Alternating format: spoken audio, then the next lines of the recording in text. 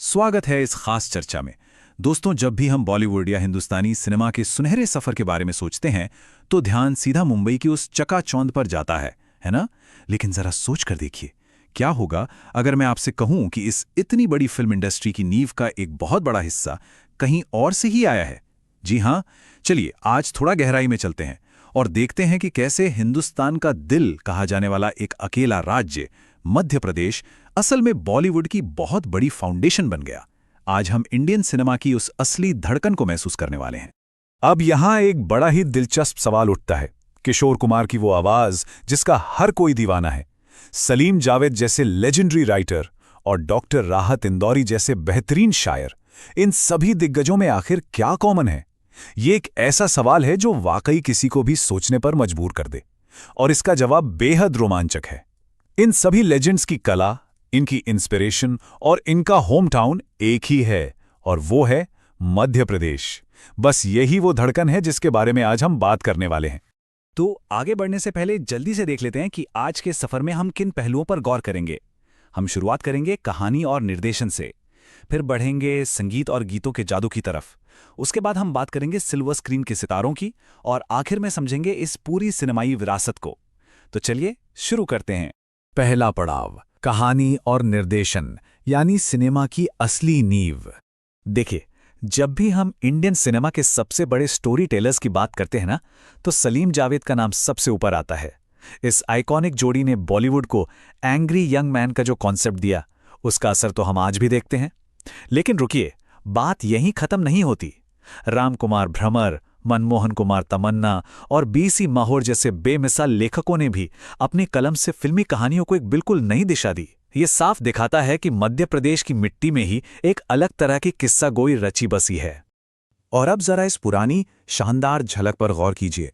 ये 1982 की फिल्म खुद्दार के सेट का वक्त है, जहां महान निर्देशक रवि टंडन जी बॉलीवुड के महान आइकों अमिताभ बच्चन और संजीव कुमार के साथ नजर आ रहे हैं। ये इस बात का जीता जागता सबूत है कि एमपी के टैलेंट का इंडस्ट्री पर कितना बड़ा और गहरा असर रहा है।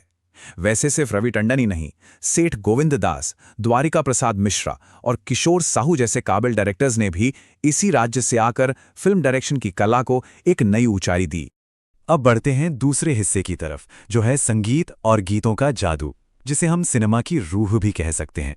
हिंदुस्तानी सिनेमा को एक से बढ़कर एक संगीत का तोहफा देने वाले दो महान म्यूजिक डायरेक्टर्स ओपी नैयर और उषा खन्ना, क्या आपको पता है इन दोनों का ही जन्म मध्य प्रदेश में हुआ था? जरा उन सदाबहार धुनों को याद कीजिए जो आज भी खुद ब खुद हमारे होंठों पर आ जाती हैं।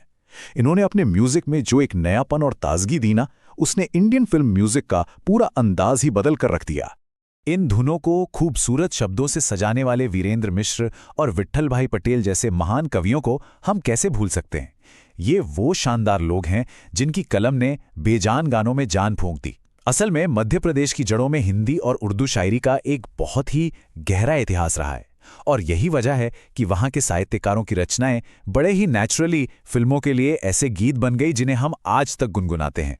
गीतों और शायरी का ये सिलसिला निदा फाजली, जान निसार अख्तर और डॉक्टर राहत इंदौरी जैसे दिग्गजों के बिना तो बिल्कुल अधूरा है। ये वो नाम हैं जिन्होंने मेन स्ट्रीम सिनेमा को एक ऐसी गहरी इमोशनल डेप्थ दी जो पहले शायद ही कभी थी। इनकी कलम से निकले शब्दों ने पर्दे पर जज्बातों को इतनी खूबसूरती से उतारा कि वो सिर्फ गाने नहीं रहे, बल्कि जिंदगी का फलसफा बन गए। ये मध्य प्रदेश की ही देन है कि बॉलीवुड को ऐसे सूफी अंदाज वाले बेहतरीन गीतकार मिले। और अब आते हैं हमारे तीसरे पड़ाव पर, सिल्वर स्क्रीन के सितारे जो कैमरे के सामने मैजिक क्रिएट करते हैं।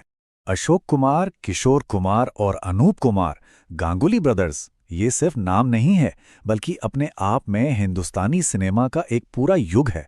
एक्टिंग और टैलेंट का ये पावर हाउस सीधे मध्य प्रदेश के खंडवा से बॉलीवुड पहुंचा था।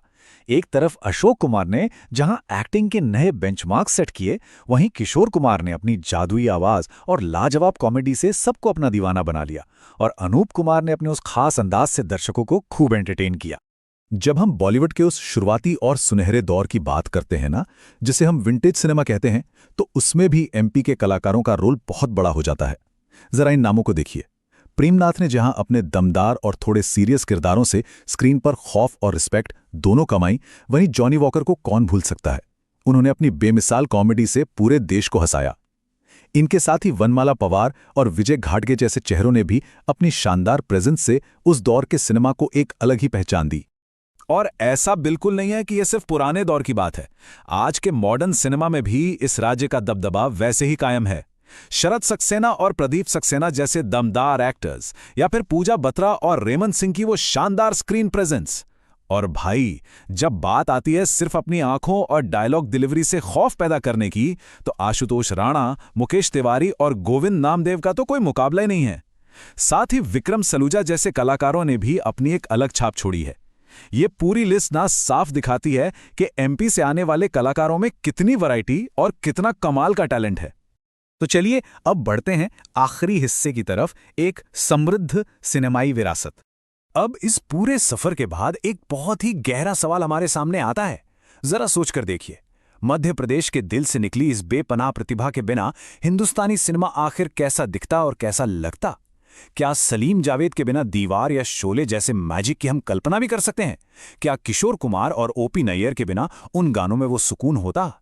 सच बात तो यह है कि फिल्म बनाने के हर एक हिस्से में, चाहे वो राइटिंग हो, डायरेक्शन हो, म्यूजिक हो या एक्टिंग, बॉलीवुड इस एक राज्य की कल्चरल लेगेसी का बहुत बड़ा कर्जदार है।